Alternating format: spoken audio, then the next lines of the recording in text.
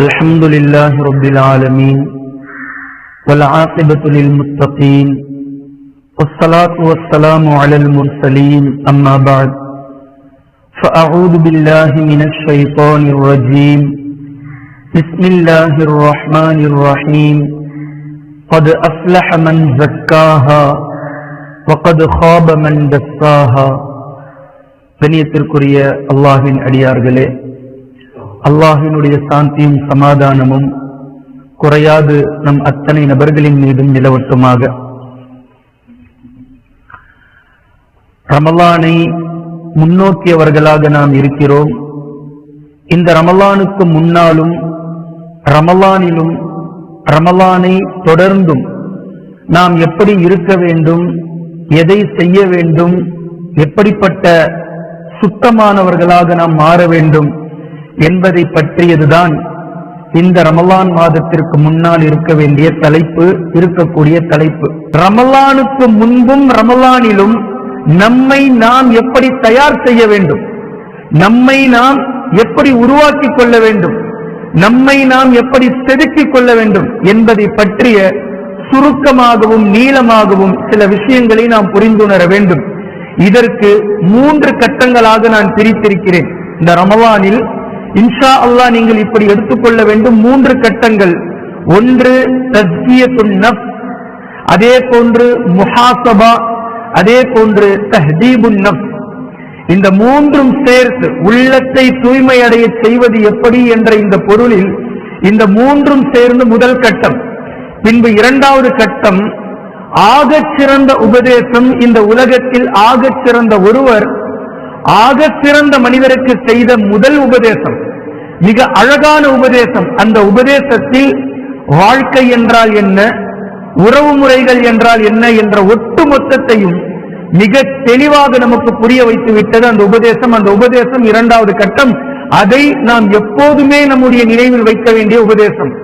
3வது ஒரு பயம் இருக்க வேண்டும். அந்த பயம் எதை பற்றியது, என்ன என்பது 3வது கட்டம். இந்த 3 கட்டங்களையும் ரமலானுக்கு முன்பும் ரமலானுடைய நேரத்திலும் இன்ஷா அல்லாஹ் நாம் எடுத்துக்கொள்வோம் இருந்தால் ரமலானுடைய நோன்பும் ரமலானுடைய சிறப்பும் அல்லாஹு தஆலா இந்த ரமலானில் என்னென்ன அருள் வளங்கள் எல்லாம் நமக்கு சொரிய இருக்கின்றானோ அவை அத்தனைக்கும் இன்ஷா அல்லாஹ் நாம் சொந்தக்காரர்களாக மாறுவோம் என்பதில் எந்த விதமான மாற்று கருத்தும் இல்லை.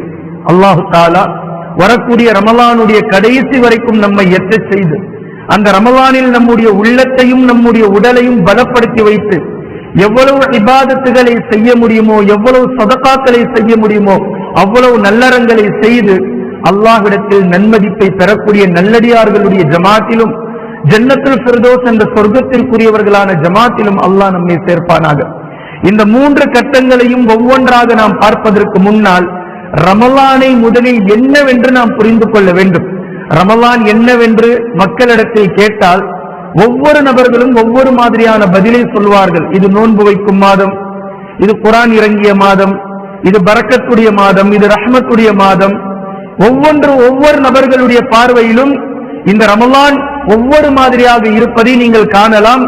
ஆனால் உண்மையில் ரமலானுடைய அந்த நுணுக்கம் என்ன என்பதை நீங்கள் புரிந்து கொள்வீர்களேயானால் பொதுவாகவே எல்லா வேலைகளுக்கும் ஒரு பயிற்சி நேரம் என்று ஒன்று இருக்கிறது. ட்ரைனிங். எம்பிபிஎஸ் டாக்டர் படிச்சா 4 வருஷம் படிப்பு, 1 வருஷம் ட்ரைனிங் அப்படின்னு சொல்லுவாங்க. அதே மாதிரி நீங்க சிஏ போய் படிச்சீங்க அப்படின்னா முதல்ல 2 வருஷம் படிப்பு, அதுக்கப்புறமா 1.5 வருஷம் ஒரு ஆடிட்டருக்கு கீழே இருக்கணும், அதுக்கப்புறமா உங்களுக்கு வேலை கிடைக்கும். எந்த துறைக்கு நீங்கள் சென்றாலும் ட்ரைனிங் என்பது முதலில் அவசியம் என்பதை நீங்கள் காணலாம். இதே போன்று குர்ஆனில் இருந்தும் நீங்கள் காணலாம். அல்லாஹ்வின் தூதர் ஸல்லல்லாஹு அலைஹி வஸல்லம் அவர்களுடைய 23 ஆண்டு காலத்தை நீங்கள் படித்து பார்த்தீர்களேயானால் அதை 2ஆக உங்களால் பிரிக்க முடியும். ஒன்று மக்கா வாழ்க்கை, மற்றொன்று மதீனத்து வாழ்க்கை. இந்த 2ற்கும் ஏகப்பட்ட வித்தியாசம் இருக்கின்றது. மக்கா வாழ்க்கை என்பது நபி ஸல்லல்லாஹு அலைஹி வஸல்லம் அவர்கள் கொஞ்சம் கொஞ்சமாக தீனை எடுத்து சொல்லிக் கொண்டிருந்த காலம். மதீனத்து வாழ்க்கை என்பது இஸ்லாமிய ஆட்சியை கையில் எடுத்த காலம், ஹிலாஃபத்துடைய காலம். இப்ப இதை இப்படியும் நாம் புரியலாம். நபி ஸல்லல்லாஹு அலைஹி வஸல்லம் அவர்கள் ஆட்சி செய்ய போகின்ற 10 வருடத்திற்கு அல்லாஹு தஆலா கொடுத்த 13 வருட பயிற்சி காலம்தான் மக்கத்து வாழ்க்கை என்றும் உங்களால் புரியலாம். அதே போன்று யூனுஸ் அலைஹிஸ்ஸலாம் அவர்களுக்கு எப்போதும் ஒரு கவலை இருந்தது. சிறிய கூட்டத்தார்களிடத்தில் அல்லாஹு தஆலா நம்மை நபியாக அனுப்பி வைத்திருக்கிறான், அவர்களும் நம்மை ஒன்றும் மதிப்பதில்லை என்றுதான் கோபப்பட்டு சென்றார்கள். அல்லாஹு தஆலா அவர்களை மீனுக்குள்ளாக சிறைப்பிடித்தான். இந்த சிறைப்பிடித்த காலம்தான் யூனுஸ் அலைஹிஸ்ஸலாம் அவர்களுக்கான பயிற்சி காலம். பின்பு அல்லாஹு தஆலா மீண்டும் கொண்டு வந்து 1,00,000க்கும் குறையாத மக்களிடத்தில் நாம் அவரை நபியாக அனுப்பினோம், அந்த மக்களும் அவரை ஈமான் கொண்டார்கள் என்ற திருப்தியை அல்லாஹு தஆலா யூனுஸ் அலைஹிஸ்ஸலாம் அவர்களுக்கு கொடுத்ததை குர்ஆன் பதிவு செய்கின்றது. இதே போன்று மூசா அலைஹிஸ்ஸலாம் அவர்கள் ஒருவனை கொன்றுவிட்டு அங்கிருந்து செல்கின்றார்கள். போகக்கூடிய மதியனுக்கு செல்லும் போது ஒண்ணுமே இல்லை. அல்லாஹு தஆலா பயிற்சியை கொடுக்கின்றான். ஷுஐப் அலைஹிஸ்ஸலாம் அவர்களுடைய மருமகனாக, ஒரு விவசாயியாக, ஒரு நல்ல கணவனாக, ஒரு கூலியாளாக ஒட்டுமொத்த பயிற்சியும் கொடுத்து பின்பு இஸ்ரவேலர்களை விடுவித்து அழைத்து செல்லும்படி அல்லாஹு தஆலா கட்டளையிடக்கூடிய இப்படி பலதரப்பட்ட சுவாரஸ்யமான விஷயங்களை நீங்கள் காணலாம். எல்லாவற்றுக்குமே ஒரு பயிற்சி நேரம், பயிற்சி காலம் என்று தேவைப்படுகின்றது.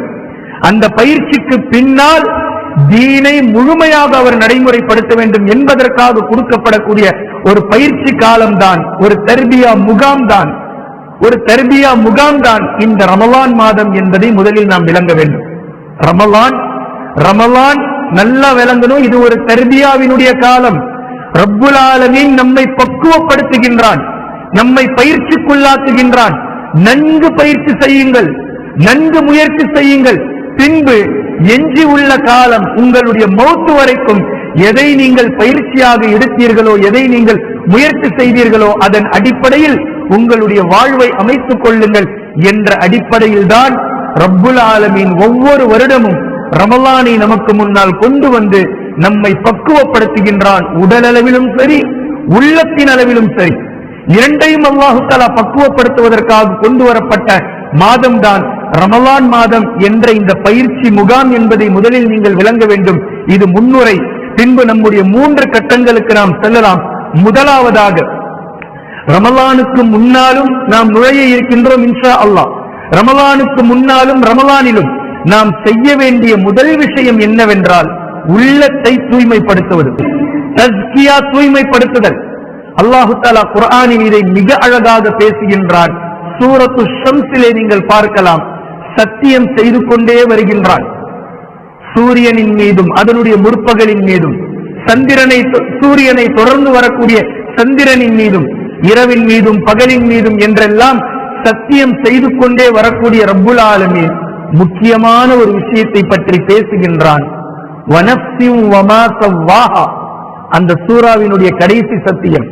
வனஃப்ஸின் வமா ஸவ்வாஹா, ஒவ்வொரு ஆன்மாவின் மீதும் அதை செம்மைப்படுத்தி இருப்பதின் மீதும் சத்தியமாக என்று அல்லாஹு தஆலா சொல்லிட்டு அல்லாஹு தஆலா பேசுகின்றான்.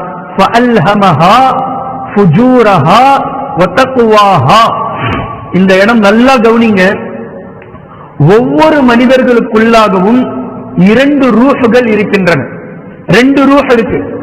ஒரு ரூஹ் அதுதான் பெருசா நம்ம பேசக்கூடிய ரூஹ், உடம்பு, உயிர் என்று நாம் பேசக்கூடிய ரூஹ். இன்னொரு ரூஹ் உள்ளத்துக்குள் இருக்கக்கூடிய ரூஹ். இந்த ரூஹ் இதுதான் ஹலால் ஹராமை நமக்கு தட்டிக்கொண்டே இருக்கின்றது. இது ஹலால், இது ஹராம், இது சரி, இது தவறு, இது பாவம் என்று ஏவிக்கொண்டே இருக்கக்கூடிய ரூஹ். முதல் ரூஹ் உடல் அடிப்படையில் நாம் காணக்கூடிய ரூஹ். உதாரணமாக தந்தையினுடைய இந்திர துளி தாயினுடைய கருவறைக்குள் சென்றதுமே தோன்றக்கூடிய ஒரு பிண்டம் இருக்குதே, இது முதல் ரூஹ். இந்த முதல் ரூஹ் வந்ததுமே கன்சீவ் ஆயிட்டீங்கன்னு சொல்லி டாக்டர் சொல்வார். நீங்க தொடர்ந்து போய் செக் பண்ணிக்கிட்டே இருந்தீங்கன்னா கடைசியா ஒரு 4 மாசம் கழிச்சு சொல்வாரு, குழந்தைக்கு ஹார்ட் பீட் ஸ்டார்ட் ஆயிடுச்சுன்னு சொல்வார். இந்த ஹார்ட் பீட் தான் 2வது ரூஹ். இதை அல்லாஹு தஆலா நபி ஸல்லல்லாஹு அலைஹி வஸல்லம் அவர்களுக்கு சொல்லி நமக்கு புரிய வைக்கின்றான். ஒரு வானவர் நீங்கள் கருவில் இருக்கும் போதே வருகிறார்.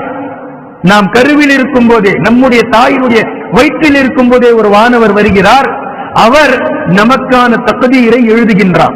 இந்த நேரத்தில் இருந்துதான் நமக்கான இன்னொரு ரூஹ் ஸ்டார்ட் ஆகுகின்றது. அதாவது உள்ளுக்குள் இருக்கக்கூடிய இந்த ரூஹ் இதுதான் நீங்கள் ஒரு பொருளை பொருளாக பார்ப்பீர்கள். ஒரு இட்லியா நீங்க பார்ப்பீங்க. ஆனால் அதே இட்லியை இது ஹலாலா, இது ஹராமா, இது சம்பாதித்து வாங்கப்பட்டதா, இது திருடப்பட்டதா, இது அபகரிக்கப்பட்டதா, இதில் என்ன இருக்கிறது என்ற அந்த சிந்தனையை உள்ளத்தில் இருக்கக்கூடிய அந்த ரூஹ் உங்களை பார்க்க வைக்கும். இதை அல்லாஹு தஆலா பசீரத் என்று பேசுகின்றான். பார்வையாக பார்ப்பது என்பது வேறு, அகப்பார்வைன்னு ஒன்று இருக்குல்ல, இதை அல்லாஹு தஆலா பசீரத் என்று பேசுகின்றான். அதாவது இரண்டாவது பார்வை, ஆனால் முக்கியமான பார்வை. எந்த ஒரு பொருளையும் பொருளாக பார்ப்பது நீங்கள், பின்பு அந்த பொருளுக்குள்ளாக அந்த பொருள் ஹலாலா ஹராமா என்று தேடுமே, இதை அகப்பார்வை என்று குர்ஆன் பேசுகின்றது. அந்த ரூஹ், அப்படி ஒரு ரூஹ் இருக்கின்றது உள்ளுக்குள். ஆனால் நாம் அதை பற்றி சிந்திப்பதும் இல்லை, அதை பற்றி பேசுவதும் இல்லை, அது நம்மை என்ன தூண்டுகின்றது என்பதை பற்றி சொல்லவும் இல்லை, பேசுவதும் இல்லை. இதை அல்லாஹு தஆலா சூரத்துல் ஷம்ஸிலே பேசுகின்றான். ஃபஅல்ஹமஹா ஃபுஜூரஹா வ தக்வாஹா. உங்களுடைய உள்ளத்தில் அல்லாஹு தஆலா தக்வாவையும் இல்ஹாமை ஏற்படுத்துகின்றான். ஃபஅல்ஹமஹா, இல்ஹாமை ஏற்படுத்துகின்றான். எப்படி இல்ஹாம் சொல்லுது? அல்லாஹ்வினுடைய நேரடி உதிப்பின் மூலமாக ஒவ்வொரு மனிதர்களுக்குள்ளாக இருக்கக்கூடிய ரூஹும் பேசுகின்றது. இது சரி, இது தவறு என்று பேசுகின்றது. அடுத்தவங்க கிட்ட போய் ஃபத்வா கேட்க வேண்டியதில்லை. ஒவ்வொரு மனிதர்களுடைய உள்ளமும் நேரடியாக ஜட்ஜ்மெண்ட் அவரிடத்தில் பேசுகின்றது மிக தெளிவாக. இது பாவம், இது சரி, இது ஹலால், இது ஹராம். உங்களுடைய நெஞ்சு எப்போதாவது குறுகுறுத்தால் நீங்கள் தவறின் பக்கம் நிற்கிறீர்கள் என்று பொருள். உங்களுடைய நெஞ்சம் மிக தெளிவாக இது சரிதான் என்பதை சொன்னால் அல்ஹம்துலில்லாஹ், குர்ஆன் ஹதீஸின் ஒப்பிட்டில் அது சரியானதை நீங்கள் பார்த்துக் கொள்ள வேண்டும். ஒருவேளை பாவத்தையே நமக்கு சரி என்று நம்முடைய உள்ளம் சொல்லவில்லையானால் கடுமையான விஷயத்திற்கு நீங்கள் சென்றிருக்கிறீர்கள் என்று பொருள். நபி ஸல்லல்லாஹு அலைஹி வஸல்லம் அவர்கள் அதை துருப்பிடித்த உள்ளம் என்று சொல்கிறார்கள். துருப்பிடித்த உள்ளம். ஃபர்ஸ்ட் தடவை பாவம் செய்யும் போது மட்டும்தான் பாவம் பாவமாக தெரியும். ஒரு குற்ற உணர்ச்சி வரும், கடுமையான ஒரு மனக்கவலை ஏற்படும், நம்ம பாவம் பண்ணிட்டோமே, தப்பு பண்ணிட்டோமே சொல்லிட்டு. அதே பாவத்தை நீங்கள் இரண்டாவது முறை செய்யுங்கள், அந்த குற்ற உணர்ச்சியில் பாதி குறைந்து விடும். அதே பாவத்தை நீங்கள் மூன்றாவது முறை செய்தால் இன்னும் குறைந்து விடும். அதே பாவத்தை நீங்கள் நான்காவது முறை செய்தால் இன்னும் குறைந்து விடும். அப்புறம் போக போக போக போக அது ஃபேஷன் ஆயிடும். அந்த பாவம் மீண்டும் மீண்டும் மீண்டும் செய்யாது, குற்றமாகவே தெரியாது. இதெல்லாம் ஒண்ணும் இல்லைங்க, நார்மலுங்க, இது ஒரு லைஃப் ஸ்டைலுங்க, இது நார்மலா எல்லாருமே இப்படிதாங்க இருக்கிறாங்க, யாருமே செய்யாததா நான் செஞ்சிட்டேன், இப்படிதான் செஞ்சாதாங்க வாழ முடியும் என்று அல்லாஹ் ஹராமாக்கியதை ஒரு மனிதன் தன்னுடைய வாழ்க்கையினுடைய லைஃப் ஸ்டைலாக மாற்றிக்கொள்ளக்கூடிய அவல நிலைக்கு எவன் சென்று விட்டானோ, யார் போயிட்டாரோ, பாவம் செய்து அவர் உள்ளங்களை பழக்கப்படுத்தி இருக்கிறார் என்று பொருள். ஆனால் அல்லாஹு தஆலா பேசுகின்றான், ஃபஅல்ஹமஹா ஃபுஜூரஹா வ தக்வாஹா. மக்கள் உங்களுக்கு ஃபத்வா கொடுப்பதற்கு முன்னதாகவே உங்களுடைய உள்ளங்கள் தெளிவாக சொல்லும், இது சரி, இது தவறு, இது பாவம், இது சரியானது, நன்மையானது, இது ஹலால், இது ஹராம் என்று உள்ளம் தெளிவாகவே பேசிவிடும், காட்டிவிடும். இதை முதலில் நீங்கள் விளங்கிக் கொள்ள வேண்டும். அதே போன்று அல்லாஹு தஆலா சூரத்துல் ஜுமாவில் பேசுகின்றான், ஹுவல்லதி பஅஸ ஃபில் உம்மீயீன். அல்லாஹு தஆலா நபி ஸல்லல்லாஹு அலைஹி வஸல்லம் அவர்களை அனுப்பியதை பற்றி பேசுகின்றான். அதில் அல்லாஹு தஆலா அவர் ஒரு ரசூலாக இருப்பார், உங்களிலிருந்தே ரசூலாக அவர் அனுப்பப்பட்டிருக்கிறார், அவர் யத்லூ அலைஹிம் ஆயாத்திஹி, அல்லாஹ்வினுடைய வசனங்களை உங்களுக்கு ஓதி காட்டுவார் என்ற வரிசையில் வயுஸக்கீஹிம் என்று அல்லாஹ் பேசுகின்றான். வயுஸக்கீஹிம், அவர் உங்களுடைய உள்ளங்களை தூய்மைப்படுத்துவார், உங்களை பரிசுத்தவாதிகளாக அவர் மாற்றுவார் என்று ஜக்கா என்ற வார்த்தையை கொண்டு பேசுகின்றான். வயுஸக்கீஹிம் என்று பேசுவதை நீங்கள் பார்க்கலாம். அதே போன்று சூரத்துல் அலா, வெள்ளிக்கிழமை ஓதக்கூடிய அந்த சூரா, கத் அஃப்லஹ மன் தஸக்கா, வெற்றி அடைந்து விட்டார் எவர் உள்ளத்தை தூய்மைப்படுத்திக் கொண்டாரோ. இதைத்தான் சூரத்து ஷம்ஸிலும் அல்லாஹு தஆலா சொல்லுகின்றான், கத் அஃப்லஹ மன் ஸக்காஹா, யார் இந்த உள்ளத்தை தூய்மையாக வைத்துக் கொண்டாரோ அவர் வெற்றி அடைந்து விட்டார். வகத் ஹாப மன் தஸ்ஸாஹா, எவர் அந்த உள்ளத்தை போட்டு பாவங்களால் நசுக்கிக் கொண்டாரோ, நாசம் செய்து கொண்டாரோ அவர் நஷ்டமடைந்து விட்டார் என்று அல்லாஹு தஆலா பேசுவதை நீங்கள் பார்க்கலாம். எனவே கண்ணியத்திற்குரிய அல்லாஹ்வின் அடியார்களே, இதை எப்படி சுத்தம் செய்வது, இதுதான் இப்ப விஷயம். எப்படி சுத்தம் செய்வது? உள்ளத்தை சுத்தம் செய்வது எப்படி? அல்லாஹ்வின் தூதர் ஸல்லல்லாஹு அலைஹி வஸல்லம் அவர்கள் ஒரு ஹதீஸில் இப்படி சொன்னார்கள், ஹலால் என்பது தெளிவானது, ஹராம் என்பது தெளிவானது, இரண்டிற்கும் மத்தியில் சந்தேகத்திற்கு இடம்பாடான ஒன்று இருக்கின்றது, அதிலிருந்தும் நீங்கள் தவிர்ந்து விடுங்கள் என்று சொல்லக்கூடிய அந்த வரிசையில் அந்த ஹதீஸினுடைய கடைசியில் இப்படி சொன்னார்கள், அலா வ இன்ன ஃபில் ஜஸதி முல்கா, உடலில் ஒரு சதை துண்டு இருக்கின்றது, உடலில் மொத்த உடலிலும் ஒரு சதை துண்டு இருக்கின்றது, அந்த சதை துண்டுதான் கல்ப், அலா வஹியல் கல்ப், அது உள்ளம் என்று சொல்லிட்டு இதை நீங்கள் சரி செய்து கொண்டால் உடல் முழுக்க அது சரியாக இருக்கும், சீராகிவிடும். இந்த சதை துண்டை நீங்கள் ஃபசாதாகிவிட்டால், நீங்கள் நாசமாக்கிவிட்டால் உடல் முழுக்க நாசமாகிவிடும் என்று சொன்னார்கள் அல்லாஹ்வின் தூதர் ஸல்லல்லாஹு அலைஹி வஸல்லம் அவர்கள். உள்ளத்தை தூய்மைப்படுத்த வேண்டுமானால் முதலில் நாம் யார் என்பதை நாம் விளங்க வேண்டும். மற்றவங்க கிட்ட எல்லாம் போய் ஃபத்வா கேட்க வேண்டிய அவசியம் இல்லை. நம்மை ரப்புடைய முன்னிலையில் நாம் நம்மை முன்னிலைப்படுத்திக் கொண்டு நாம் யார், நாம் யார்? அல்லாஹ் ஒருவன் மட்டும்தான் பர்ஃபெக்ஷன், பர்ஃபெக்ட். அப்படி என்றால் உலகத்தில் ஒட்டுமொத்த நபர்களும் குறை உள்ளவர்களே, எல்லோரும் குறை உள்ளவர்கள். இது எந்த மாற்று கருத்தும் யாருக்கும் இல்லை. இந்த நிலையில் முதலில் வந்துவிட்டால் அடுத்தவர்களுடைய குறையை தேடுவதிலிருந்து நாம் முதலில் விலகி விடுவோம். நாம் குறையானவர்கள், ரப்புல் ஆலமீன் ஒருவன் மாத்திரம்தான் நிறைவானவன், நிறையானவன். அவனுக்கு குறை என்பது இல்லை எப்போதும் எதிலும். அல்லாஹ் ஒருவன் மட்டும்தான் நிறைவானவன், நாம் குறை உள்ளவர்கள் என்ற மனநிலைக்கு வரக்கூடிய ஒவ்வொரு அடியார்களுக்கும் அல்லாஹு தஆலா சொல்லக்கூடிய முதல் விஷயம், தௌபா செய்யுங்கள், தௌபா செய்யுங்கள். எவ்வளவு தௌபாவை நீங்கள் மேற்கொள்கிறீர்களோ மீண்டும் மீண்டும் திரும்ப திரும்ப, இப்போது உங்களுடைய உள்ளம் பேசும், நாம் பாவதாரிகள், நாம் நிறைவானவர்கள் இல்லை, நாம் குறை உள்ளவர்கள், பெருமையில் பீற்றிக் கொள்வதற்கு நமக்கு எதுவுமே இல்லை என்ற மனநிலைக்கு முதலில் வாருங்கள். யார் உலகத்தில் ஆக சிறந்த மனிதர் என்று, உலகத்தில் ஆகச் சிறந்த மனிதர் என்று ஒட்டுமொத்த உலகமும் பறைசாற்றுகின்றதோ, ஏன் படைத்த ரப்புல் ஆலமீனே அல்லாஹ்வின் தூதர் ஸல்லல்லாஹு அலைஹி வஸல்லம் அவர்களை புகழாத புகழா நாம் புகழ்ந்து விட போகின்றோம் நபி அவர்களை. வ இன்னக லஅலா குலுகின் அதீம், நற்குணத்தினுடைய உச்சியில் இருக்கிறார்கள் அல்லாஹ்வின் தூதர். ரஹ்மத்துல் லில் ஆலமீன், அகிலங்களின் அருட்கொடை அல்லாஹ்வின் தூதர் ஸல்லல்லாஹு அலைஹி வஸல்லம் அவர்கள். எண்ணற்ற சிறப்புகளை கொண்டு சிலாகித்து பேசக்கூடிய ரப்புல் ஆலமீன் அதே நபி அவர்களை பார்த்து பேசுகின்றான், ஃபஸப்பிஹ் பிஹம்தி ரப்பிக வஸ்தக்ஃபிர்ஹு, அல்லாஹ்விடத்தில் பாவ மன்னிப்பை தேடுங்கள். யாரை பார்த்து? நபி ஸல்லல்லாஹு அலைஹி வஸல்லம் அவர்களை பார்த்து அல்லாஹ் தஆலா பேசுகின்றான், வஸ்தக்ஃபிர்ஹு இன்னஹு கான தவ்வாபா, நிச்சயமாக அவன் தௌபாவை அங்கீகரிப்பவனாக இருக்கின்றான். தௌபா செய்யுங்கள், இஸ்திக்ஃபார் செய்யுங்கள், தௌபா செய்யுங்கள். ஆனால் இன்று மக்கள் மனதில் நினைக்கிறார்கள், நான் ஏன் தௌபா செய்யணும், நான் ஏன் பாவ மன்னிப்பு தேடணும்? 2 ரக்காத்தை அவர் தொழுது விட்டால் அவரே அவரை பெருமையாக பேசிக் கொள்கிறார். ரமலான் மாதத்தில் நோன்பு பிடிப்பவராக இருந்தால் அவரே அவரை பெருமையாக நினைத்துக் கொள்கிறார்.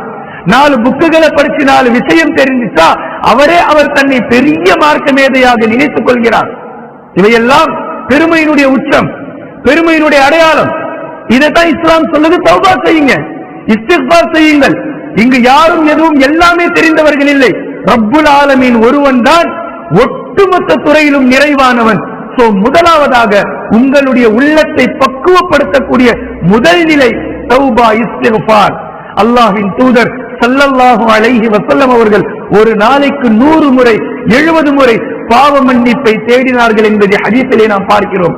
நபி ஸல்லல்லாஹு அலைஹி வஸல்லம் அவர்களை விட தூய்மையானவர்கள் யார்? நபி ஸல்லல்லாஹு அலைஹி வஸல்லம் அவர்களை விட இலகிய மனம் படைத்தவர்கள் யார்? நபி ஸல்லல்லாஹு அலைஹி வஸல்லம் அவர்களை விட தயால குணம் கொண்டவர்கள் யார்? யாருமே இல்லை. ஆனால் அவர்களுக்கு அல்லாஹ்வின் புறத்திலிருந்து கட்டளை, இஸ்திக்ஃபார் செய்யுங்கள், தௌபா செய்யுங்கள். இது உள்ளத்தை சுத்தப்படுத்தும். அதுவும் எப்ப பேசுறான் அல்லாஹ் தஆலா? ஹஜ்ஜத்துல் வதா, 22 ஆண்டுகள் அரும்பாடுபட்டு ஒரு நாளும் நபி ஸல்லல்லாஹு அலைஹி வஸல்லம் அவர்கள் நிம்மதியாக உறங்கியது கிடையாது. இவ்வளவு சிரமப்பட்டு கஷ்டப்பட்டு இந்த தீனை பல சஹாபாக்களை இழந்திருக்கிறார்கள், பல சஹாபாக்களுடைய இரத்தங்கள் இந்த தீனுக்கு உரமாக மாறி இருக்கின்றது. 22 ஆண்டுகளில் தன்னுடைய சச்சாவை இழந்திருக்கிறார்கள். முஸ்அப் பின் உமைர் ரலியல்லாஹு அன்ஹு அவர்களை இழந்திருக்கிறார்கள். குர்ஆனை மனனம் செய்த பல ஹாஃபில்களை இழந்திருக்கிறார்கள். ஹுபைப் ரலியல்லாஹு அன்ஹு இழந்திருக்கிறார்கள். எத்தனை சஹாபாக்களை நபி ஸல்லல்லாஹு அலைஹி வஸல்லம் அவர்கள் இழந்த பின்புதான் 22 ஆண்டுகளாக இந்த தீனை கொண்டு வந்து அந்த நிலையில் நிறுத்திய அல்லாஹ்வின் தூதர் ஸல்லல்லாஹு அலைஹி வஸல்லம் அவர்களை பார்த்து அல்லாஹ் தஆலா பேசுகின்றான், இஸ்திக்ஃபார் செய்யுங்கள், தௌபா செய்யுங்கள். நாம் எம்மாத்திரம்? நாம் நம்முடைய நிலை என்ன? நம்முடைய நிலைப்பாடுகள் என்ன? இதுல நாம் நம்மை நாமே பெருமை பீட்டிக் கொள்ளக்கூடிய அளவில் இருக்கிறோம். தன்னை நியாயப்படுத்துவதில் சொல்லுங்கள், கேளுங்கள், சுப்ஹானல்லாஹ். தன்னை முன்னிறுத்துவதிலும் தன்னை நியாயப்படுத்திக் கொள்வதிலும் மக்கள் ஒருபோதும் சளைத்தவர்கள் அல்ல. அவன் செய்யலையா, அவன் பண்ணலையா, இவன் பண்ணலையா, நீ என்ன பண்ண? அதற்கு பதில் யாரிடத்திலும் இருக்காது. அவன், இவன், அவங்க, இவங்க. அல்லாஹு தஆலா இதைத்தான் பேசுகின்றான், நீ என்ன செய்தாய்? இங்கு பேச்சு அல்லாஹுக்கும் அடியாருக்கும், அவ்வளவுதான். அல்லாஹுக்கும் அடியாருக்கும், அவ்வளவுதான். வேற யாரும் நீங்க அவங்களோட இவங்களோட அதெல்லாம் கம்பேர் பண்ணி பார்க்க வேண்டியதில்லை. நீங்கள் இந்த தீனுக்காக என்ன செய்துள்ளீர்கள்?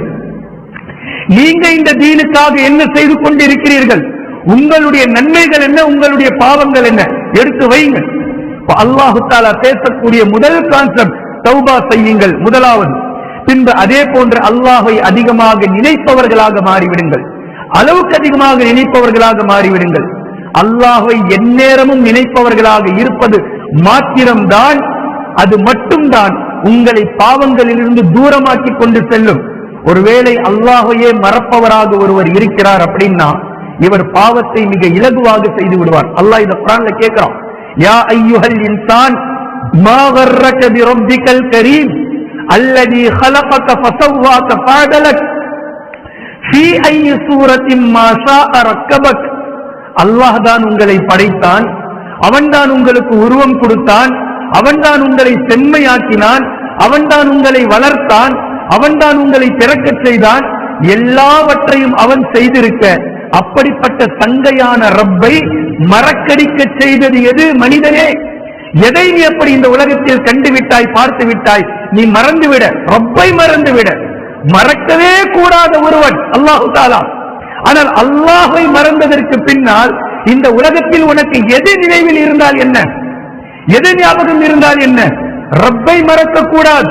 ஆனால் அந்த ரப்பை ஒரு மனிதன் மறக்கின்றான், அந்த ரப்பை ஒருவன் மறந்து விடுகின்றான். இதை அல்லாஹு தஆலா எச்சரிக்கையாக கேள்வி கேட்கின்றான். இதனாலதான் பாவம் செய்யாமல் ஒருவர் இருக்க வேண்டும், உள்ளத்தை தூய்மைப்படுத்த வேண்டும் என்பதற்கான ஒரு முதல் வழி அவர் ஜிக்ரிலே ஈடுபட வேண்டும். தௌபாவிற்கு பின்னால் ஜிக்ர் என்பது வெறுமனே சுப்ஹானல்லாஹ் அல்ஹம்துலில்லாஹ் என்று சொல்வது மாத்திரம் ஜிக்ர் அல்ல. ஜிக்ர் என்பது அல்லாஹ்வினுடைய நினைவு. உள்ளத்தால் அல்லாஹ்வை நினைப்பது, தொழுகையை கொண்டு உடலால் அல்லாஹ்வை நினைப்பது, நாள் முழுவதும் பட்னியாக நோன்பாளியாக இருந்து அல்லாஹ்வை நினைப்பது, குர்ஆனை எடுத்து ஓதுவதன் மூலம் அல்லாஹ்வை நினைப்பது, அல்லாஹ்வினுடைய நினைவு வரும்போது சதகா செய்து அல்லாஹ்வை நினைப்பது, ஜகாத்தை கொடுத்து அல்லாஹ்வை நினைப்பது, ஒட்டுமொத்தமும் ஜிக்ர் தான். இதில் எதுவுமே ஜிக்ர் இல்லை என்பதல்ல. ஒருவர் சிறுநீர் கழிக்க செல்கின்றார், துஆவை ஓதிக்கொண்டு செல்கின்றார், அல்லாஹ்வை நினைத்துவிட்டு சிறுநீருக்காக சென்றார். மீண்டும் வெளியே வந்ததும் உஃப்ரானக, அல்லாஹ்விடத்தில் பாவ மன்னிப்பை தேடுகின்றேன் என்ற இஸ்திக்ஃபாரை ஏன் அந்த நேரத்தில் சொல்ல வேண்டும்? எவ்வளவு பெரிய நுட்பத்தை நபி ஸல்லல்லாஹு அலைஹி வஸல்லம் அவர்களுக்கு நமக்கு கற்றுத் தந்திருக்கிறாங்க. லாஜிக்க பாருங்க. எந்நேரமும் அல்லாஹ்வை நினைக்க வேண்டும் என்பது இஸ்லாத்தினுடைய நியதி. கழிவறைக்கு நீங்கள் சென்றால் அந்த இடத்தில் உங்களுடைய வாயால் இஸ்லாத்தினுடைய இந்த ஜிக்ருடைய வார்த்தைகளை சொல்லக்கூடாது, குர்ஆனை ஓதக்கூடாது. வெளியே வந்ததும் இப்படி நபி அவர்கள் அதை வெளிப்படுத்த சொல்கின்றார்கள், உஃப்ரானக, ரப்பே உன்னிடத்தில் நான் பாவ மன்னிப்பை தேடுகின்றேன். ஏன் பாவ மன்னிப்பு? எதற்கு பாவ மன்னிப்பு? நாம் செஞ்சது என்ன பாவம்? நம்முடைய சுயதேவையை கழித்தோம், சிறுநீரையோ மலஞ்சலத்தை கழித்து விட்டு வந்தோம். இதை கழித்ததற்கு பின்னால் ரப்பே உன்னிடத்தில் நான் பாவ மன்னிப்பை தேடுகின்றேன் என்று ஒரு அடியார் ஏன் பாவ மன்னிப்பை தேட வேண்டும் என்றால் 5 நிமிடம், 10 நிமிடம், 15 நிமிடம் உன்னுடைய வார்த்தைகளை கூறாமல் ஒரு நேரம் என்னுடைய வாழ்நாளில் கழிந்திருக்கிறது. 5 நிமிடம், 10 நிமிடம் அல்லது 15 நிமிடம் குர்ஆனுடைய வாசகங்களை மொழிய முடியாமல் ஒரு நேரம் இன்றைய தினத்தில் கழிந்திருக்கின்றது. இந்த சுய தேவையை கழித்தாக வேண்டும், வேறு வழி இல்லை. இந்த நேரம் என்னுடைய லைஃப்ல கழிந்ததற்காக ரப்பே உன்னிடத்தில் நான் பாவ மன்னிப்பை தேடிக்கொள்கிறேன், என்னை நீ குற்றம் பிடித்து விடாதே என்று ஒவ்வொரு அடியாரும் அதை விளங்கி அந்த நேரத்தில் உச்சரிக்க வேண்டும். அப்படின்னா என்ன பொருள்? அல்லாஹை மறந்த ஒரு நேரம் யாருடைய வாழ்விலும் இருக்கக்கூடாது. எல்லா நிலையிலும் அதை அல்லாஹு தஆலா சூரா ஆல் இம்ரானில் பேசுகின்றான். அல்லதீன யذ்குரூனல்லாஹ கியாமன் வ குஊதன் வ அலா ஜுனூபிஹிம். நின்ற நிலையிலும் அமர்ந்த நிலையிலும் ஒரு கழித்து படுத்திருக்கும் நிலையிலும் அல்லாஹ்வை நினைப்பவர்களாக அவர்கள் இருப்பார்கள். சூரா சஜ்தாவில் அல்லாஹு தஆலா பேசுகின்றான். ததஜாஃபா ஜுனூபுஹும் அனில் மவாஜிரி யதுஊன ரப்பஹும் ஹௌஃபன் வ தமஆ. அல்லாஹ்வினுடைய நினைவு மிகுதியானவர்கள் யார் தெரியுமா? இரவு நேரங்களில் இந்த நல்லடியார்கள் படுப்பார்கள். அல்லாஹ்வினுடைய நினைவும் பயமும் அவர்களுக்கு அதிகமாக ஆனதினால் படுக்கையில் இருந்து எழுந்து விடுவார்கள். அவர்களுடைய விலாப்புறங்கள் படுக்கையில் ஒட்டாது என்று அல்லாஹ் பேசுகின்றார். எழுந்து யதுஊன ரப்பஹும் ஹௌஃபன் வ தமஆ, ஆசையாகவும், நிராசை அடையாமல் ஆசையாகவும் பேராசையாகவும் பணிவாகவும் அந்தரங்கமாகவும் அல்லாஹ்வை அழைக்க ஆரம்பித்து விடுவார்கள். இது ஜிக்ருடைய ஹை குவாலிட்டி. இப்போ ஜிக்ர் உள்ளத்தை தூய்மைப்படுத்துவதற்கான ஆகச் சிறந்த மருந்து. மூன்றாவது குர்ஆன். குர்ஆன் உள்ளத்தை தூய்மைப்படுத்தக்கூடிய மருந்துகளில் ஆகச் சிறந்த மருந்து குர்ஆன். ஆனா கவலை என்ன அப்படின்னா, இதுவரையிலும் கூட குர்ஆன் ஓத தெரியாத நபர்கள் இருக்கிறார்கள். அப்படி ஓத தெரிந்தாலும் தஜ்வீதோடு அதை மொழிய தெரியாத மக்கள் இருக்கிறார்கள். அப்படி தெரிந்தாலும் அதை புரிந்து கொள்ளாத என்ன ரப்புல் ஆலமீன் பேசுகின்றான் என்று விளங்காதவர்கள் இருக்கிறார்கள். அதை தாண்டி அப்படியே கொண்டு சென்றால் அதனுடைய உள்ரங்கம் என்ன, அதனுடைய வெளிப்புறம் என்ன? குர்ஆனை அல்லாஹ் தஆலா ஓத சொல்லல, ததப்புர் செய்யுங்கள் என்கின்றான். அஃபலா யததப்பரூனல் குர்ஆன். குர்ஆனை நீங்கள் அலசி ஆராய வேண்டாமா? என்னெல்லாம் நான் பேசுறேன், எப்படி பேசுறேன், என்னுடைய வார்த்தை விளையாட்டுகளை கவனிங்க, நான் கொண்டு வரக்கூடிய வசனங்களை கவனியுங்க, இந்த சூறாவினுடைய துவக்கத்தை கவனியுங்கள், சூறாவினுடைய முடிவை கவனியுங்கள். எப்படி எடுத்துட்டு வர பாருங்க வாக்கியங்களை, வசனங்களை. அல்லாஹ் தஆலா பேசுறான், உங்களுடைய உள்ளங்கள் பூட்டப்பட்டிருக்கிறதா என்று பேசுகின்றான். குர்ஆனை ரிசர்ச் செய்யணும், ததப்புர் செய்யுங்கள், தஃபீம் செய்யுங்கள், தாப்புல் செய்யுங்கள். இது ஒட்டுமொத்தமும் குர்ஆன் பேசுகின்றது. அஃபலா தஅகிலூன். அதை உள்ளார்ந்து நீங்கள் விளங்க வேண்டாமா?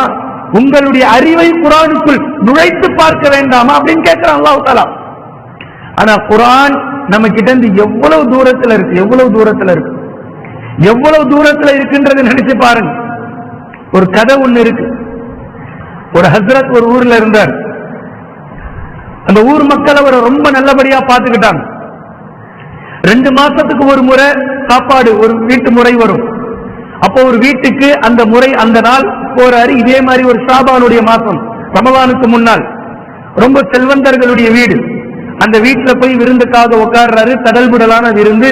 கணவன் மனைவி 2 பேருமே பரிமாறிக்கிட்டு இருக்கிறாங்க ஹஸ்ரத்துக்கு. அந்த நேரத்துல டேபிள் மேல வச்சிருந்த ஒரு 1500 ரூபாய் பறந்து வந்துருச்சு. அந்த வீட்டார்களுடையது. ஒரு 1500 ரூபாய் பறந்து வருது. ஹஸ்ரத் அதை எடுத்து என்ன செய்யறாங்க அப்படின்னா, காத்துல பறக்குதே அப்படின்னு சொல்லி டேபிள் மேல ஒரு குர்ஆன் இருந்தது. அந்த குர்ஆனுடைய அட்டையை திருப்பி 1500 ரூபாய் வச்சு அட்டையை மூடிட்டாங்க. எப்படியும் இவங்க குர்ஆனை எடுப்பாங்க, பார்ப்பாங்க, அதுல கிடைச்சிரும் அப்படின்னு சொல்லிட்டு. அதே மாதிரி விருந்து சாப்பிட்டார், துவா செஞ்சார், கிளம்பி வந்துட்டார். வந்ததற்கு பிறகு கணவன் மனைவி 2 பேரும் பார்க்கிறாங்க, 1500 ரூபாய் அங்க இல்ல, டேபிள் மேல இருந்தது. 2 பேருமே பேசிக் கொள்கிறார்கள். என்னவா இருக்கும், எங்க போயிருக்கும், அங்க போயிருக்கும். ஹால் ஃபுல்லா தேடியாச்சு, ரூம் ஃபுல்லா தேடியாச்சு, எல்லா இடமும் பார்த்தாச்சு, 1500 ரூபாய் காணல. கடைசியா லேசான ஒரு உள்ளத்துல சந்தேகத்தை எழுப்புறாங்க. ஒருவேளை ஹஸ்ரத் எடுத்திருப்பாரோ? இருக்காது இல்ல எடுத்திருப்பாரு, இல்ல இருக்காது. என்ன கஷ்டமோ விடுங்க. இல்ல எடுத்திருப்பாரோ? இல்ல எடுத்திருக்க மாட்டார். மாறி மாறி கணவனும் மனைவியும் ஒரு வழியில முடிவுக்கு வந்துடுறாங்க. இல்ல எடுத்திருப்பார், சரி விடுங்க, கேட்க வேண்டாம், விட்டுருங்க, என்னமோ கஷ்டம், நம்ம ஹஸ்ரத்தான ஏதோ சிரமத்துல இருந்திருப்பார், காசு பார்த்ததும் எடுத்துட்டார் போல என்ற முடிவுக்கு வந்துட்டாங்க. மறுபடியும் அதே மாதிரி ஷாபான் மாசம் முடிஞ்சது, ரமலான் வந்தது, ரமலான் முடிஞ்சு ஷவ்வால் வந்துருச்சு. 2 மாசம் கழிஞ்சு 2 மாதம் கழித்து மறுபடியும் அதே வீட்டினுடைய முறை வருது. வீட்டுக்கு மறுபடியும் ஹஸ்ரத்துக்கு சாப்பாடு முறை. ஹஸ்ரத் போனாரு, சாப்பாடுக்கு அதே மாதிரி தொடர்புடைய விருந்துகள் வச்சாங்க, சாப்பிட்டாரு, எல்லாம் முடிஞ்சு போச்சு. கிளம்புற நேரத்துல கணவன் மனைவி 2 பேருக்குமே மறுபடியும் ஒரு விஷயம், கேட்டுடலாமா? இல்ல இல்ல வேணாம் வேணாம், இல்ல கேட்டுடலாமா, இல்ல என்ன செய்யலாம், இப்படியே 2 பேரும் பேசி ஒரு கட்டத்துல கேட்டுட்டாங்க. ஹஸ்ரத், இந்த மாதிரி 2 மாசத்துக்கு முன்னாடி நீங்க சாப்பிட வந்தீங்க, இந்த மாதிரி 1500 ரூபாய் இங்க வச்சிருந்தோம், நீங்க தான் எடுத்திருப்பீங்கன்னு நாங்க நினைக்கல, இருந்தாலும் உங்ககிட்ட கேட்டுக்கலாமே, ஒருவேளை எடுத்திருந்தாலும் கேட்கணும்லாம் இல்ல, நீங்க திருப்பி கொடுக்கணும்ன்றதுக்காக எல்லாம் கேட்கல, ஜஸ்ட் ஒரு கன்ஃபார்ம் எடுத்தீங்களா இல்லையா அப்படின்னு தெரிஞ்சுக்கலான்றதுக்காக கேட்கிறோம். தயவு செஞ்சு தப்பா மட்டும் எடுத்துக்காதீங்க, அல்லாஹ்வுக்காக மனசு கஷ்டப்பட்டுக்காதீங்க அப்படின்னு எல்லாத்தையும் என்னெல்லாம் பில்டப் கொடுக்கணுமோ அத்தனையும் சொல்லிட்டு எடுத்தீங்களா அப்படின்னு சொல்லி கேட்டாங்க. ஹஸ்ரத் அழ ஆரம்பிச்சிட்டார். தேம்பி தேம்பி தேம்பி தேம்பி தேம்பி அழுறாரு. 2 பேருமே மாறி மாறி சமாதானப்படுத்துறாங்க. பிளீஸ் தப்பா எடுத்துக்காதீங்க, அல்லாஹ்வுக்காக தப்பா எடுத்துக்காதீங்க, நாங்க கேட்க கூடாதுன்னு தான் இருந்தோம், நாங்க கேட்கணும்னு நினைச்சா 2 மாசத்துக்கு முன்னாடியே கேட்டிருப்போம், இவ்வளவு நாள் சரி ஏதோ உங்களை பார்த்தோமே திடீர்னு ஞாபகம் வந்துருச்சு அதனால கேட்டுட்டோம், நீங்க எதுவும் தப்பா எடுத்துக்காதீங்க, நாங்க உங்களை தப்பா நினைக்கவே இல்லை, என்னென்னமோ சொல்லி சமாதானப்படுத்தினாங்க. ஹஸ்ரத் அழுது முடிச்சு கடைசியா தேம்பிக்கிட்டே சொன்னாரு, நீங்கள் என்னை திருடன் என்ற பட்டம் கட்டிவிட்டீர்கள் அப்படின்றதுக்காக எல்லாம் நான் அழல, ஏன்னா நான் அதை செய்யல, அப்படின்ற விஷயத்துல உங்களுடைய உள்ளத்துல சைத்தான் இப்படி ஒரு ஊசலாட்டத்தை ஏற்படுத்திட்டானே அப்படின்றதுக்காக நான் கலங்கவே இல்லை. நான் கண் கலங்கியது எதற்கு என்றால், நீங்க சாப்பாடுடைய விஷயத்துல பிஸியா இருந்தீங்க 2 மாசத்துக்கு முன்னாடி. போன முறைக்கு நான் சாப்பிட வந்திருந்தப்போ காசு பறந்து வந்தது, அந்த காசை எடுத்து எப்படியும் நீங்கள் குர்ஆனை புரட்டுவீர்கள், எப்படியும் நீங்கள் குர்ஆனை எடுப்பீர்கள், அந்த குர்ஆனை எடுத்து ஓதினால் இன்ஷா அல்லாஹ் அட்டை படத்தை திறக்கும் போதே அந்த காசு இருக்கும் அப்படின்னு சொல்லி அட்டையை எடுத்து நான் குர்ஆனை வச்சுட்டு போனேன். ஆனா இப்பதான் எனக்கு புரியுது, 2 மாசம் ஆகியும் இந்த குர்ஆனை நீங்க திறக்கவே இல்லை. இதுல கை சேதம் என்ன அப்படின்னா, இடையில 1 மாசம் ரமலான் போயிருக்கு, டேபிளின் மீது இருந்த அந்த குர்ஆன் அப்படியே இருக்கு, இப்ப வரைக்கும் நீங்க திறக்கலன்ற நினைச்சு இப்படி ஒரு முஸ்லிம் சமூகத்தில் இருக்கிறார்களா?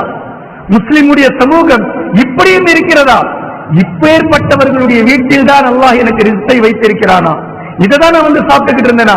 குர்ஆனை திறக்காத ஒரு சமூகம், குர்ஆனை பார்க்காத, குர்ஆனை ஓதாத, ரமலான் மாதம் வந்ததற்கு பின்பும் குர்ஆனோடு தனக்கு தொடர்பில்லாமல் ஆக்கிக் கொண்ட ஒரு சமூகம், இது எப்படி இருக்கும்? எந்த கொள்கை அல்லாஹ் தஆலா விடுவான்? அல்லாஹ்வின் தூதர் ஸல்லல்லாஹு அலைஹி வஸல்லம் அவர்கள் கூறினார்கள், யார் குர்ஆனோடு தன்னுடைய தொடர்பை ஆக்கிக் கொள்கிறாரோ அந்த சமூகத்தை அல்லாஹ் உயர்த்துவான், யார் குர்ஆனை கீழே வைத்து விட்டாரோ அந்த சமூகத்தை தாழ்த்தி விடுவான் என்று சொன்னார்கள். இதுதான் இன்று முஸ்லிம்கள் சந்திக்கக்கூடிய அளப்பெரிய பிரச்சனைகளுக்கு முதல் காரணம். குர்ஆனில் இருந்து தீர்வை தேடுவதே இல்லை, குர்ஆனில் இருந்து சப்ஜெக்டுக்கான விஷயத்தை எடுப்பதே இல்லை, குர்ஆன் என்ன பேசுகின்றது என்பதை பார்ப்பதே இல்லை. நடைமுறையில என்னங்க இருக்கு? நீங்க சொல்றதெல்லாம் சரிதான், ஆனா ஊர்ல அப்படி ஏத்துக்க மாட்டாங்க.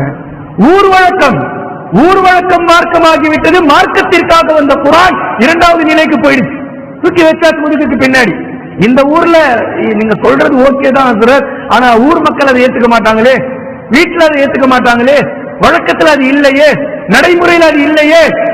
நபி ஸல்லல்லாஹு அலைஹி வஸல்லம் அவர்களை அல்லாஹ் தஆலா நபியாக அனுப்பும் போதும் 23 ஆண்டுகளாக எதை நபி அவர்கள் வழமையாக கொண்டிருந்தார்களோ அது நடைமுறையில் இல்லாததுதான்.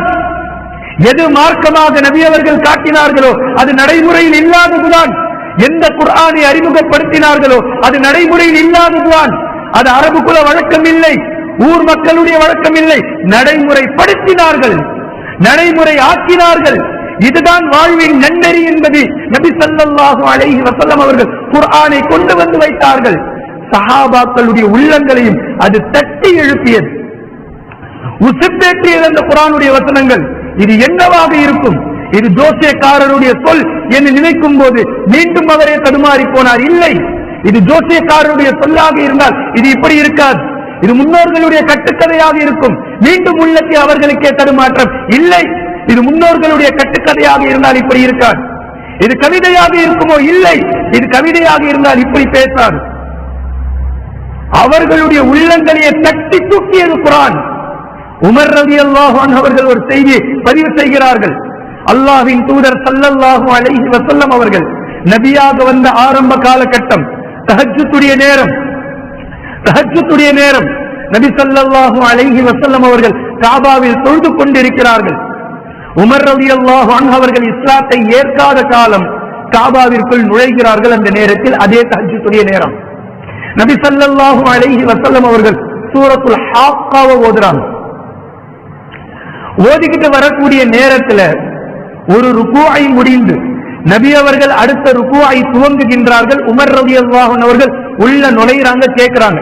நபி ஸல்லல்லாஹு அலைஹி வஸல்லம் அவர்களுடைய யதார்த்தமான ஓதுதல் வசனம் இப்படி போகுது, ஃபலா உக்ஸிமு பிமா துப்சிரூன், நீங்கள் பார்க்கக்கூடியவற்றின் மீதும் சத்தியமாக, வமா லா துப்சிரூன், நீங்கள் பார்க்காதவற்றின் மீதும் சத்தியமாக. ரைமிங்காவும் இருக்கு, டைமிங்காவும் இருக்கு. ஆனா மெசேஜ் உமர் ரலியல்லாஹு அன்ஹு அவர்களுடைய உள்ளத்தை தட்டி இழுத்தது. என்ன பேசுறார் இவரு? பார்க்கும்பற்றின் மீதும் சத்தியமாக, பார்க்காதவற்றின் மீதும் சத்தியமாக. இப்படி யாரும் பேசிய இதுவரை அரபுலகத்தில் யாரும் பேசியதில்லை. இப்படி ஒரு வாக்கியத்தை உமர் ரலியல்லாஹு அன்ஹு அவர்கள் கேட்கிறாங்க. வமா லா துப்சிரூன் இன்னஹு லகவுலு ரசூலின் கரீம், இன்னஹு லகவுலு ரசூலின் கரீம், இது சங்கையான ஒரு தூதருடைய சொல். யார் அவர்? ஜிப்ரீல் அலைஹிஸ்ஸலாம். உங்களை மாதிரி மனிதர் இல்லை அவர், ஜின்களை போன்று அநியாயம் செய்பவரும் இல்லை அவர், அல்லாஹ்வை மறப்பவர் இல்லை அவர், மனிதர்களை போன்று நன்றி கெட்டவர் இல்லை அவர். ஜிப்ரீல் அலைஹிஸ்ஸலாம் சங்கையான தூதர், ரசூலும் கரீம். அவருடைய சொல் என்று சொல்லும் போது உமர் ரலியல்லாஹு அன்ஹு அவர்களுக்கு எண்ணம் தோன்றுகின்றது, ஒருவேளை இந்த ரைமிங்க பார்க்கறாங்க. ரைமிங்கா இருக்குல்ல ஆயத், ஃபலா உக்ஸிமு பிமா துப்சிரூன் வமா லா துப்சிரூன் இன்னஹு லகவுலு ரசூலின் கரீம்.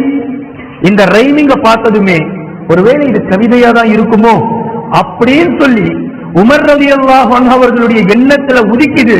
வமா ஹுவ பிகௌலி ஷாயிர், நபி ஸல்லல்லாஹு அலைஹி வஸல்லம் அவர்களுடைய யதார்த்தமான வசனம் அங்கு கடந்து போகுது. இது கவிஞனுடைய சொல் அல்ல. வமா ஹுவ பிகௌலி ஷாயிர், இது கவிதையாக இருக்குமோ சொல்லி இவங்க எதிர்ச்சியா நினைக்கிறாங்க.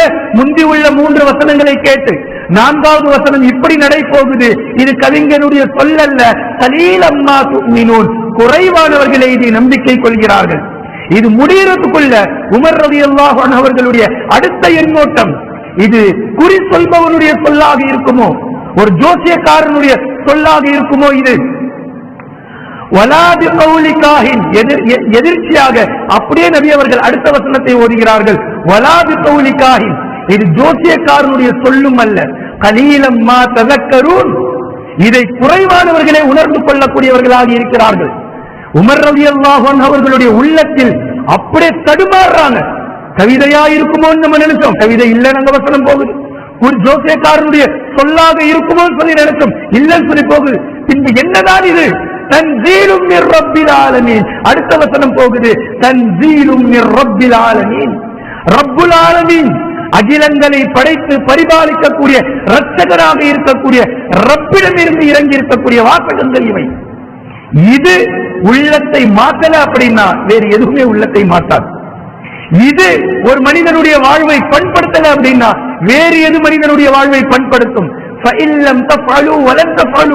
அல்லாஹு தஆலா குறைஷி மக்களை பார்த்த கேள்வியை போன்றுதான், இப்போது இவர்கள் செய்யவில்லை, ஆனால் எப்போதும் இவர்கள் செய்ய மாட்டார்கள் என்பதை போன்றுதான் குர்ஆன் ஒரு மனிதனுடைய உள்ளத்தை தூய்மைப்படுத்தல அப்படின்னா வேறு எதுவும் ஒரு மனிதனுடைய உள்ளத்தை தூய்மைப்படுத்தாது.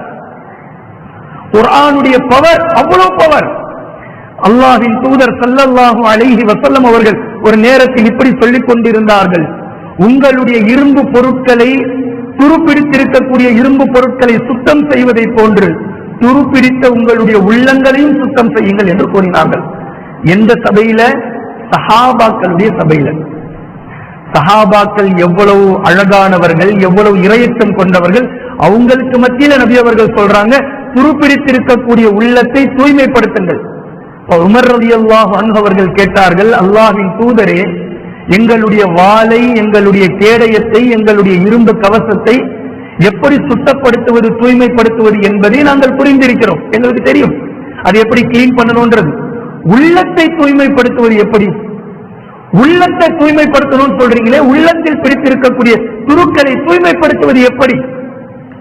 அல்லாஹ்வின் தூதர் ஸல்லல்லாஹு அலைஹி வஸல்லம் அவர்கள் இரண்டு விஷயங்களை சொன்னார்கள்.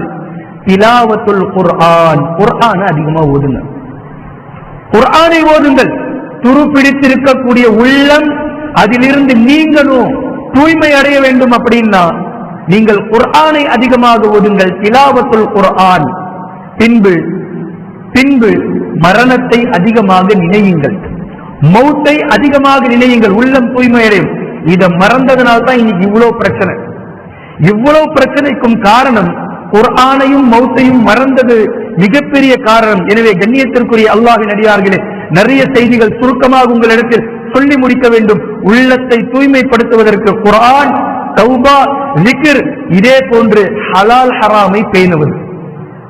ஹலால் ஹராமை பேணுவது, ஹராமை பேணாமல் உள்ளம் தூய்மை அடையாது. எது அல்லாஹு தஆலா அனுமதித்தானோ அதில் கையை வையுங்கள். எப்போ அல்லாஹு தஆலா அனுமதிக்கலையோ அதன் பக்கம் உங்களுடைய பார்வையை கூட செலுத்தாதீர்கள். அது நமக்கானதல்ல, அது அல்லாஹ் தடுத்தது, அது அல்லாஹ் தடுத்தது, அவ்வளவுதான். அந்த பக்கம் போகாதீங்க. எது எப்போ வரைக்கும் ஹலால் ஹராம் நம்முடைய லைஃப்ல, வாழ்க்கையில, நடைமுறையில வரலையோ அப்போ டோட்டல் லைஃப் கொலாப்ஸ் ஆயிடும். துஆ ஏற்றுக்கொள்ளப்படாது. விசுவாசம் சொன்னது, யாருடைய உடம்பில் ஹராம் கலந்து விட்டதோ அவருடைய துஆ அங்கீகரிக்கப்படாது. ஹராம் இருக்கும் வரைக்கும் நாம் எடுக்கக்கூடிய எந்த நன்மையான முயற்சியும் அது ஒரு நல்ல மாற்றத்தை ஏற்படுத்தாது.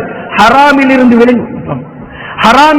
விலகி ஹலாலை பரிபூர்ணமாக நீங்கள் எடுக்கும் போதுதான் உள்ளம் தூய்மையடையும். அதே போன்று இஹ்லாஸ், எதை செய்தாலும் அல்லாஹுக்காக செய்யக்கூடிய ஒரு மனப்பக்குவத்திற்கு வந்து விடுங்கள்.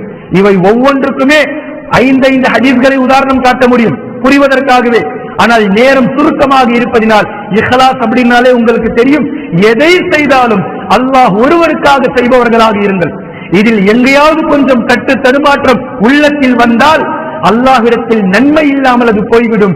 ஈமான் இல்லாமல் நன்மையான காரியங்களை செய்யக்கூடிய நான் முஸ்லிம்களுக்கு அல்லாஹு தஆலா எப்படி இந்த உலகத்திலேயே அதற்கான பகரத்தை, கூலியை, நன்மையை வழங்கி சமன் செய்துவிட்டு மறுமையில் எந்த நற்பண்பும் இல்லை, ஏன் ஈமான் இல்லாமல் செய்தது என்று இருக்கின்றதோ, இதே போன்றுதான் இஹ்லாஸ் இல்லாமல் செய்த ஒவ்வொரு நற்கர்மங்களும் அது அல்லாஹ்விடத்தில் மறுமையில் நன்மையை ஈட்டி தராது என்பதை நினைவில் வைத்துக் கொள்ளுங்கள்.